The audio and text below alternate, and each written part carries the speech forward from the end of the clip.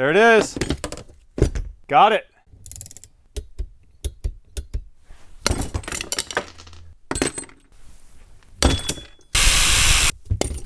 Woo! Yeah, there we are. I'm so stoked that I created this tool and it works. You can see the 95 Suburban behind me here. It still needs a lot of work. We just finished up a boatload of work with the entire steering system.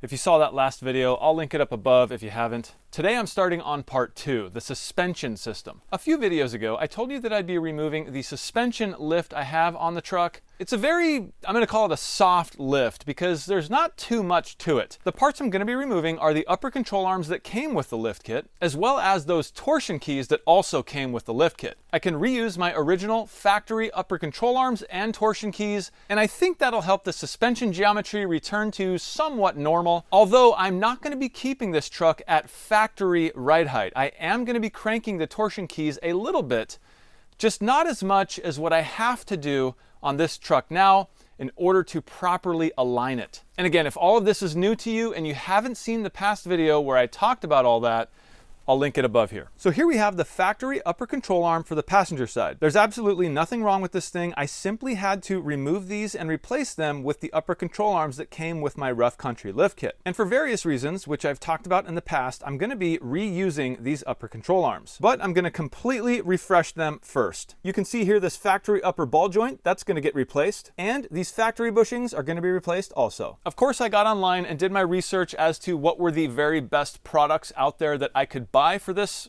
project, and the one brand that kept showing up over and over that everyone had lots of good things to say about was Mevotech. In particular, this Mevotech TTX. Taking a look at this ball joint, you can see this thing looks pretty dang good. And reading on the Mevotech website, these aren't just any old ball joint, these are their top of the line, made a lot better than their basic stuff. There's a little bit extra going on inside these guys, and I can't wait to install these and use them. Looking at the two ball joints, you can see the shape is nearly identical. And first things first with these guys, disassembly. Taking a look at it from the bottom here, you can see we have these factory rivets that we're gonna have to drill out and try to punch through. And of course, on these bushings, I'm gonna have to rent the proper tool to get them out and push the new ones in. All right, I'm gonna try to center punch this as best I can. It looks like center.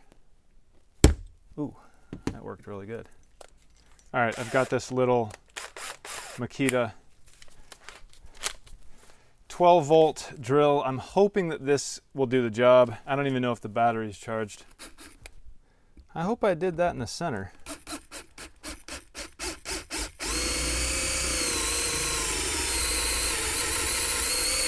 What do you think, guys? There's a pretty decent hole there. Should I try to chip that thing off already? I have this chisel that I made in my metallurgy class I was taking in community college a while ago. It's hardened steel. It does have kind of like a blunt tip, so that might actually be good to knock this thing out. I really don't think this is gonna work because that drill bit was pretty small, but I figured I might as well try. I do have eye protection on. That's definitely not gonna work. I think I need a bigger drill bit in there. Oh man. Well, of course, just when the camera's off, I decided to give it a little tap and the top came right off. It popped right off. That was after changing this drill bit to 9/32 from the 7/32 that I had. It enlarged that hole really quick. I gave it a tap and the top of it just popped right off. So that was definitely easier than expected, but I still have to punch this thing through.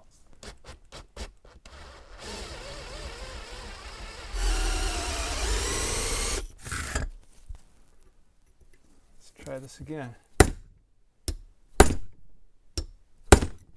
Well, I'm certainly getting nowhere fast. I just broke this punch here. This thing is now toast. And I've drilled out this hole quite a bit and it's still not even budging at all. I'll put the end of this punch in here just so you can see how much I've drilled it out.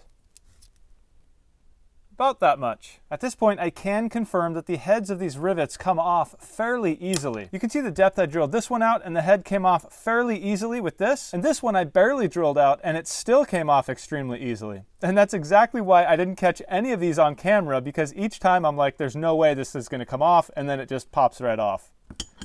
Going back to this first hole though, I've drilled all the way through, probably clear into here. Okay, I'm making some good progress here. I've got all the rivets drilled out, and taking a look at the top here, you can see I have this chisel kind of wedged in there. This hole is the one that had a bolt in it and not a rivet, so I was able to get that bolt out and slowly but surely jam this wedge in there, and you can see it actually is popping these rivets out. Yeah, that definitely is working for sure. It's definitely popping out. You can see how much of this thing is popping out. Looking at this original side, it is up quite a bit. And now this other side you can see is up quite a bit too. All right, take a look at what we got going on here. This thing is almost out. This method is working out perfectly. Using this wedge really has made this job pretty easy. I simply started here on the hole that had the bolt. That way there was no structural integrity there. I was able to wedge this thing right up in there, and it started slowly but surely popping this ball joint out. Then I would just slowly but surely move the wedge along the way. You can see the back here is nice and clean. Those rivets are just getting sucked right through that hole. Drilling them out though, I think is definitely needed. What that's doing is removing the structural integrity of the actual rivet, so that then that outer skin that's left can deform as it gets pulled through this hole. That's of course my theory anyway. One of the things I was doing was putting this wedge right here, and then I would use the hammer and strike here, and it would just pop it up little by little. I could even do the same thing in the middle here. There's a lot of meat for this to grab onto. And then using the hammer and striking this thing is popping it out slowly but surely. There we go. There it is. Got it. Wow. That was a lot easier than I thought. That's awesome. There it is, guys. Ball joint number 1 removed. You can see the space that is left there inside these rivets, and it was just working out perfectly to pop this thing through. And once I clean off all the grease residue off of this control arm, this thing will be good as new. Well, that was definitely fun. This is the first time I've ever changed out a ball joint like this, so some of the methods I was using to do this probably weren't ideal. That being said, I did get it out, and I would consider that to be relatively easy. Here's that control arm, and I've got it cleaned up, and you can see I'm already test fitting the new ball joint. And if you'll notice, this is in the position of a ball joint flip. If we consider this factory unit, you can see that the body of the ball joint sits on top of the control arm. The way I have it set up here, the body of the ball joint is sitting underneath the control arm. This is called a ball joint flip. From my understanding, the purpose of a ball joint flip is to give you a little more space between the control arm and that droop stop. It essentially raises up that control arm just a little bit, just to give you a little more room for some travel. If you take a look at the difference between the two, you can see the ball joint flip on the left does give you extra height with that control arm. The problem is though, I'm not so sure this is safe. If you were to run it like this and hit something really hard enough to rip these 4 bolts out, this ball joint would immediately separate from the control arm, causing a hazardous condition. In this case, the ball joint would still be being held by that control arm because the meat of that ball joint is on top of this control arm, and the pin down here would still be connected to the knuckle. I don't know if I really explained that properly. Hopefully it made sense, but regardless, I'm not going to be running it like this. Now on the One Road channel, I did do a poll. If I click this community tab here, on this poll, I wrote ball joint flip or not. There was 891 votes. The 3 options I gave were heck yes, heck no, and what the heck are you even talking about in Napoleon Dynamite voice. And 59% of you did not know what the heck I was even talking about. 17% of you said heck no, and 25% of you said heck yes. And there's also 13 comments on here, and I'll read a few of them. One guy says, in this case, I guess it depends on if you want a mall crawler or a rock crawler. Well, I'm definitely not building a rock crawler, but I don't think a ball joint flip turns my truck into a rock crawler anyway. Another one says, unless you're going off-road in some pretty rough places, no point in it, just my opinion though. Yeah, I kind of agree. This is interesting, and I've heard this before. My 8-lug K2500 came stock with the ball joints flipped. I have heard that, but I don't know if those ball joints are any different than the one that I'm running. Maybe there is extra safety provisions there, I just don't know. And this one says, there's a flange on the control arm for a reason. Think about your family going 65 down the highway. That's how I think anyhow. And that's exactly how I think. To me, it's all about safety. What is the safest way to do this? And I'm always going to resort to, what did the factory do? They did it that way for a reason. They have engineers who researched this stuff, build this stuff, design this stuff in a certain way for a certain reason. So I am going to stick with the way it was set from the factory. Included with these ball joints are these nylon lock nuts. And I was trying to figure out what the torque spec was for them. I'm reading my Chilton book, and it does talk about the replacement ball joints coming with nuts and bolts to replace the rivets. It also says to install the bolts and nuts and tighten nuts to 18 foot-pounds. I've got the torque wrench set to 18 foot-pounds.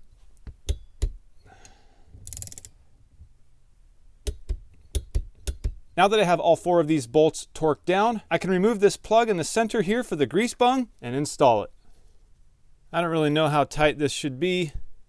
Probably just snug like that. Well, I'm coming up with a blank on the proper tool to remove these bushings. I checked my local automotive stores and they don't rent or sell any sort of bushing control arm removal kit. So I kind of sort of came up with a solution that I'm hoping will work. What I bought was this gigantic 1/2-inch drive socket looking thing. It's not an actual socket. It's meant for something else. I can't remember what it's called. It's got these teeth on it that I considered cutting off, but the inside of this is perfectly round. And not only that, it fits around the widest part of this bushing perfectly.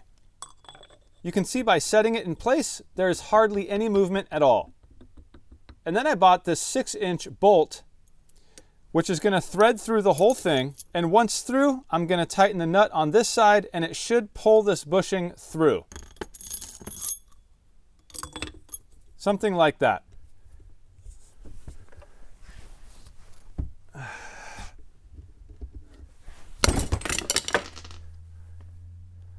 Wow. That was crazy.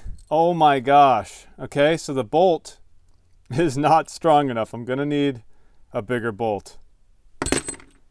Well, you know what they say. If at first you don't succeed, try again.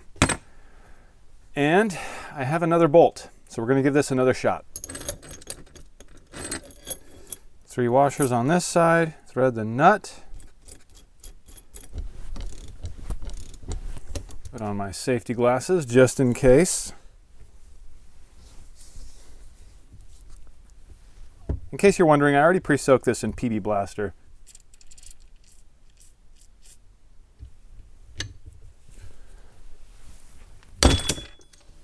Oh man, number 2.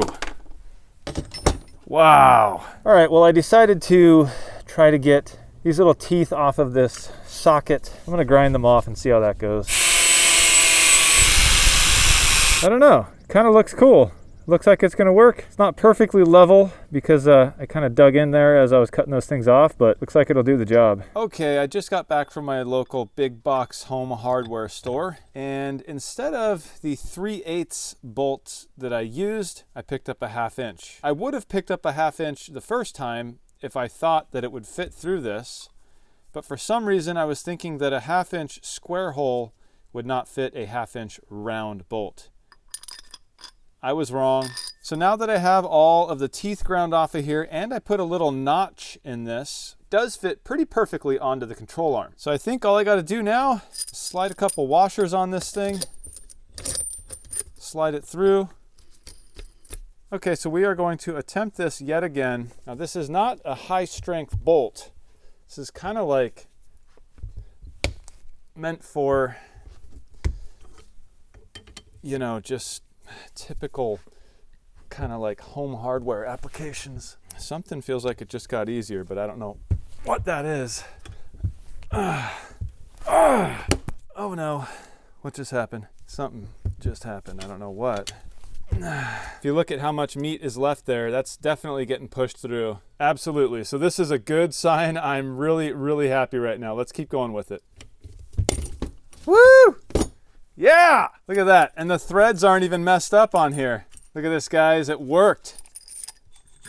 Look at that. That is the old bushing, and that sucker was in there. This is original from 1995, so. And here's the new one that's supposed to go in that same spot, so I'm a little nervous about that. Yes! The tool did work, but you can see my 2 washers here are definitely deformed. And here's the inside of that control arm. I probably need to take a Scotch-Brite pad or something and just clean that up in there, but overall, it doesn't look too bad. All right, well, riding off the heels of that success, I'm gonna go ahead and attempt the next side. So I'm just gonna put that cup on there.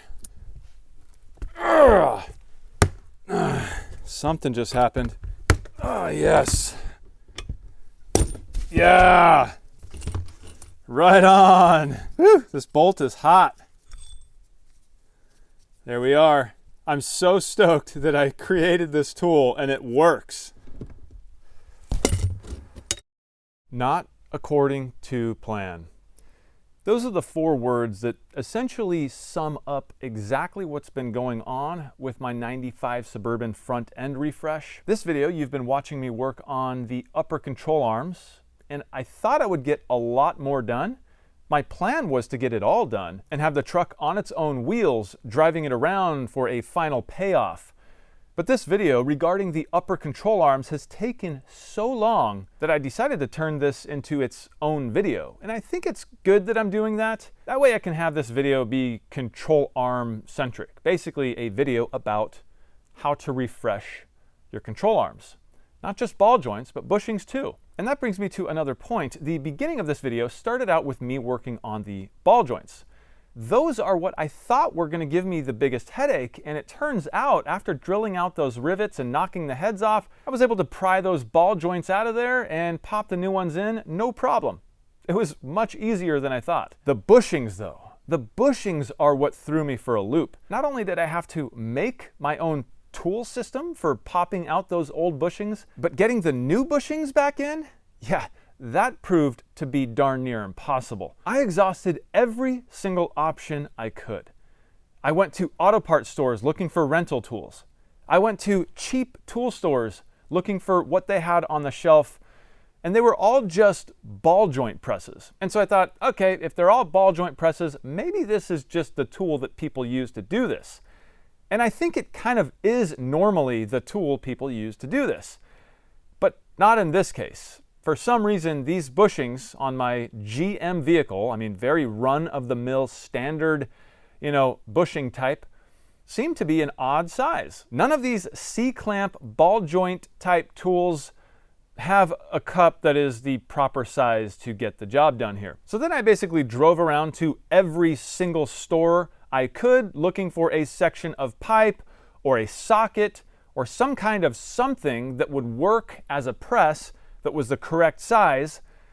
And I did come up with something, and it was a gigantic socket at an auto parts store. It was a 1 15/16 that sat perfectly on the correct piece of metal for the bushing to be pressed in and to not harm the rubber of the bushing. Now I do know, because it's the way I am, I was being extremely particular about how I wanted to press these in. I wanted to do it exactly the right way. I didn't want to just grab something and press the back of the bushing in, because you end up squishing some of the rubber of the bushing, and I didn't want to do that. I wanted to get the absolute correct size cup so that I could use a giant bolt and suck that bushing back into the control arm. And I did. I bought that socket, brought it home, set everything up, and lo and behold, the bolt that I had, which was 5.5 inches long, was too short.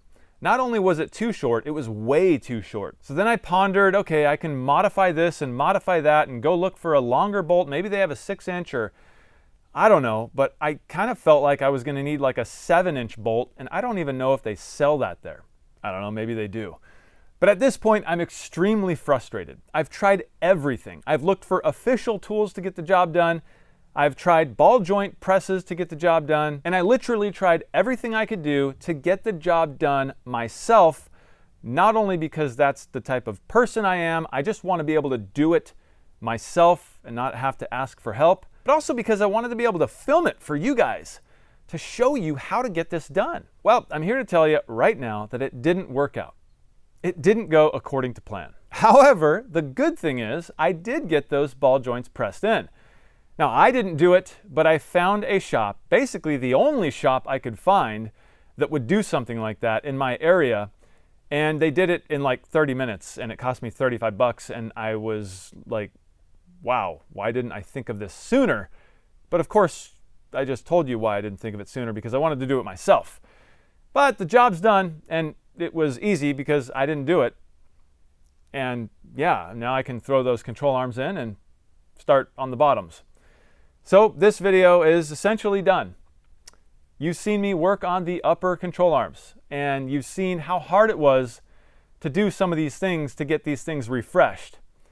It's not a walk in the park. It's not. It takes a lot of work, some critical thinking, maybe some ingenuity. You can get it done, but it's not easy. And so I hope this video still was helpful to you. I hope it was enlightening in some way, if at the very least entertaining, I guess. If it was, don't forget to hit that thumbs up. It really helps this video and the overall channel. And also, guys, if you're not subscribed and you're watching this far, consider subscribing. I'm Jimmy, the channel is One Road, and I will see you in the next one.